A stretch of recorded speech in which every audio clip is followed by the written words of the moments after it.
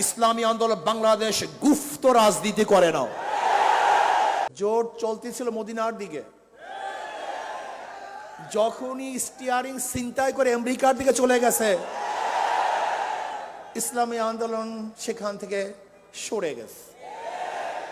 অনেকের একটা প্রশ্ন যে ঐক্যের জন্য আহ্বান করেছেন আপনারা, প্ল্যাটফর্ম গড়েছেন আপনারা,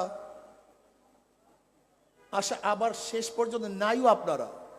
একটা প্রশ্ন আছে কি নাই? ইসলামী আন্দোলনের সম্মানিত আমির ইসলামের পক্ষে একটা বাক্সের জন্য আহ্বান করেছিল। স্টিয়ারিং এ পীর সাহেব চরমনাই ছিলেন। আমাদের শ্রদ্ধাভাজন আমির সেই জোটের স্টিয়ারিং এ ছিলেন। জোট চলতেছিল মদিনার দিকে, যখনই স্টিয়ারিং ছিনতাই করে আমেরিকার দিকে চলে গেছে,